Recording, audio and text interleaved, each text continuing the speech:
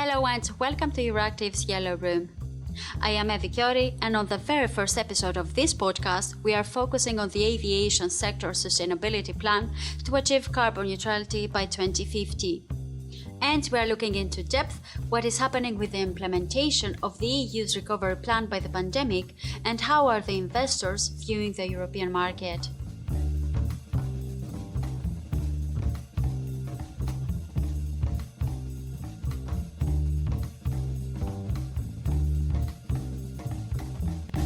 To grasp on the latest developments on the aviation sustainability plan, I am joined today by EURACTIV's transport editor, Sean Goulding Carroll.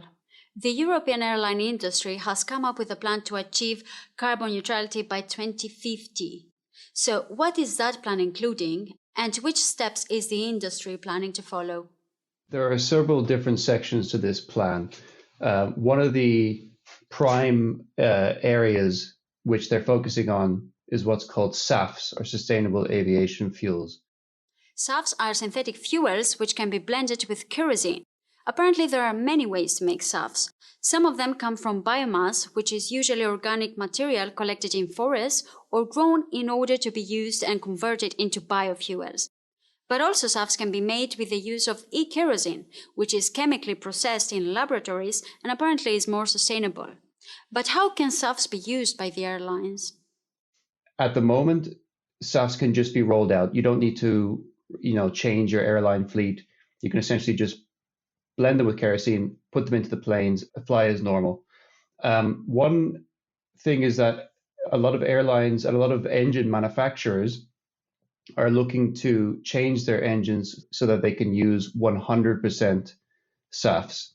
When this discussion comes up, there's two big areas that people tend to focus on.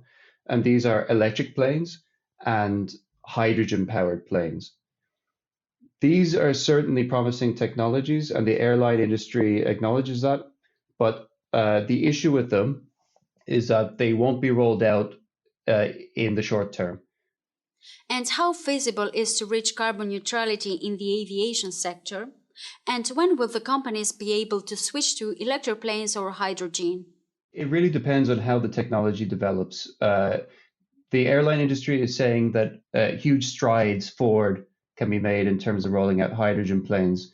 They're targeted 2035. By 2035, they're hoping to basically have new aircrafts that can use liquid hydrogen, and that these can actually go much further than electric planes, for example. So you could actually even have long-haul flights powered by hydrogen.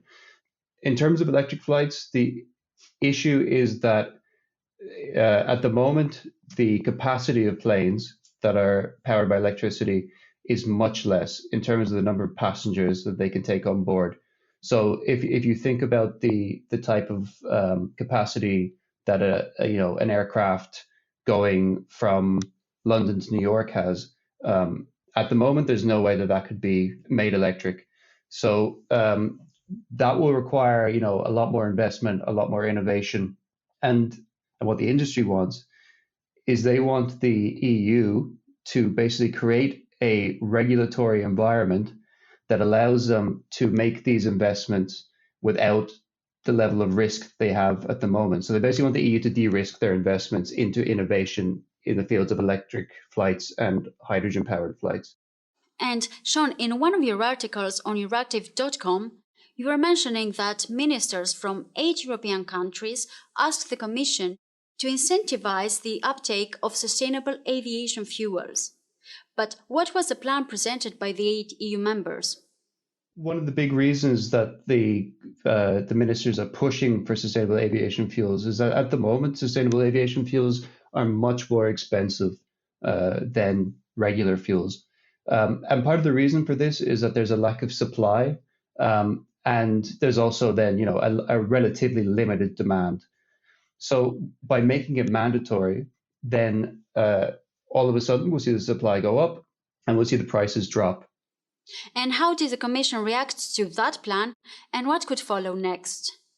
So the Commission is on board. They're going to roll out a plan in either March or potentially April called Refuel EU. And Refuel EU will look at decarbonizing the aviation sector with a focus on sustainable aviation fuels. So it's going to set what's called a blending mandate, where they must use X percent of SAFs along with the kerosene when they fly.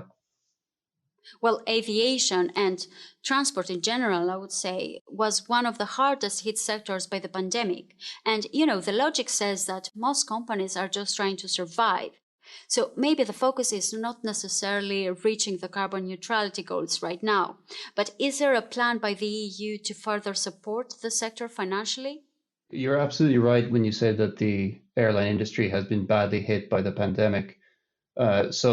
At the moment, airlines across the continent are seeking bailouts to the tune of 32.9 billion euro, just to cover the downturn wrought by the crisis, essentially. And this includes major carriers like Air France, Lufthansa, KLM, and so on.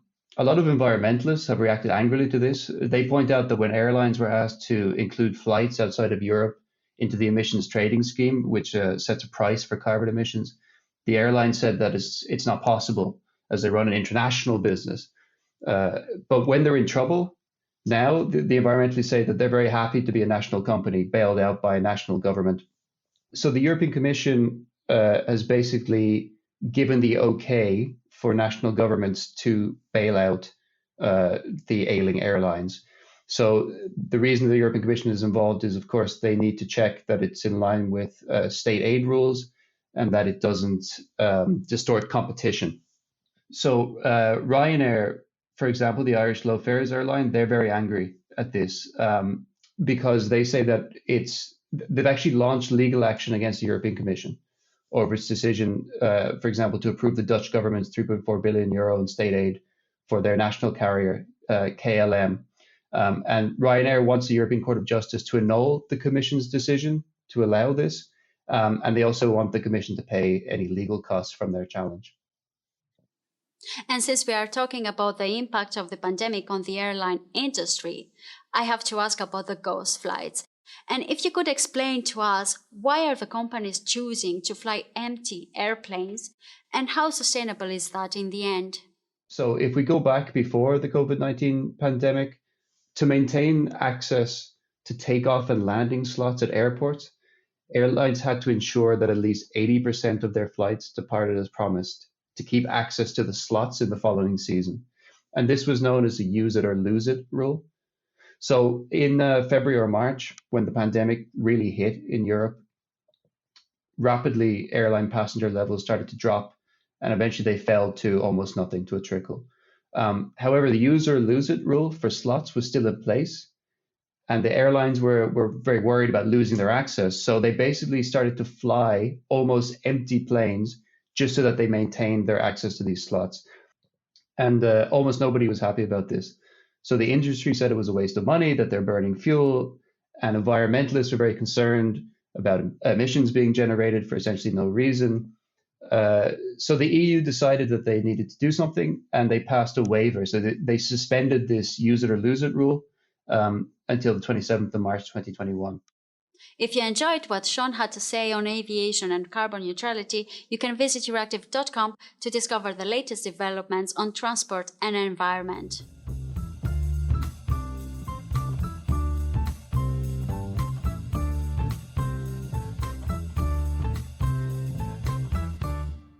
You're listening to EURACTIV's Yellow Room. And if you want to expand your knowledge on other EU policy fields, you can listen to our Digital Brief podcast and Agri-Food Brief podcast. You can find them on your favorite podcast app.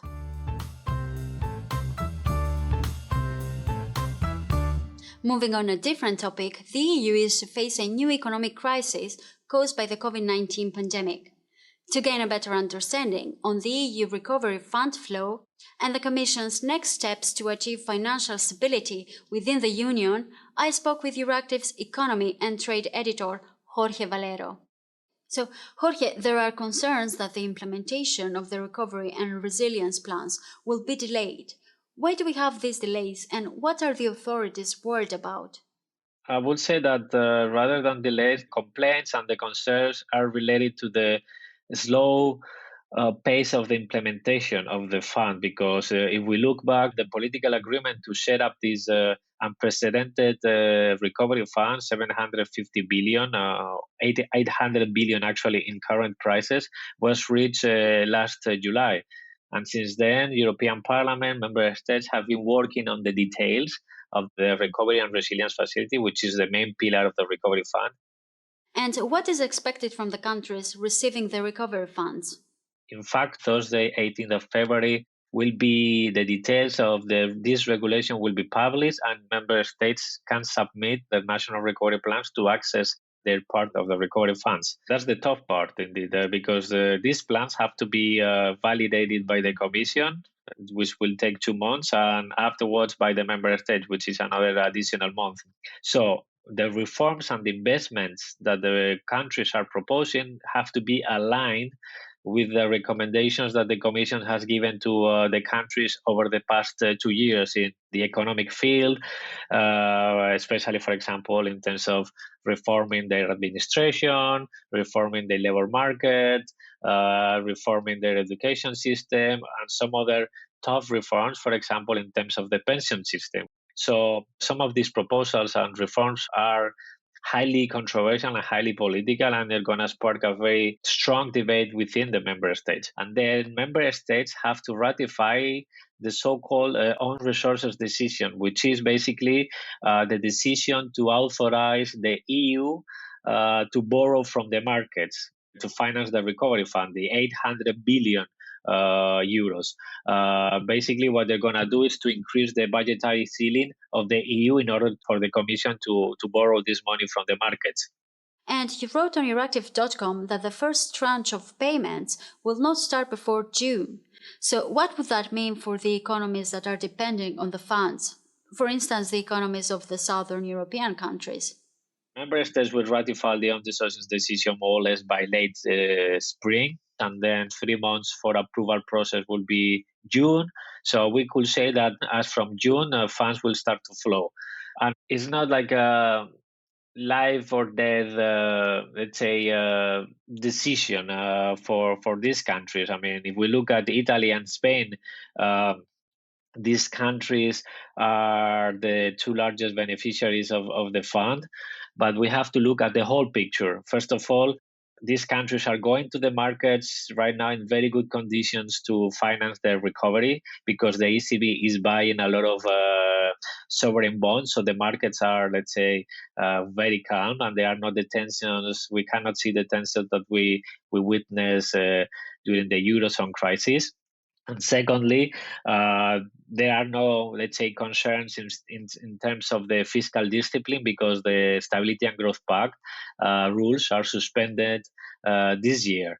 Of course, the funds are very much needed, and the concern is that if the impact is delayed further down the road, that will drag further the recovery in case of these hard-hit countries and Europe as a whole, which is already losing ground compared with US and China in terms of the recovery. And how are the investors perceiving this delay? Are they concerned as well? The chief of the European Stability Mechanism said the other day that there were concerns among investors because of the speed of the implementation of the recovery fund and the recovery plans, because it will be almost 1 year since the political agreement was reached to set up this macro European stimulus, the recovery fund. And this is a long time. But we cannot forget that actually, this is not the only stimulus that has been implemented in Europe. Because national countries have implemented their own stimulus. But of course, the aggregated impact of this fund is gonna be significant. But as we saw with the vaccine strategy, time is of essence. We saw how problematic the implementation of complex strategies could be. So let's see. Fingers crossed for the recovery fund, but I think it's not going to be an easy ride. And after thanking Jorge for offering an overview on what is happening with the EU funds, I would like to remind you that you can find out more on the matter on EURACTIV.com. I am Aviation, and this was EURACTIV's Yellow Room. We will be back on your feed next week. Until then, visit EURACTIV.com for the latest news. And don't forget to listen to this podcast on your favorite podcast app. Thank you very much for listening.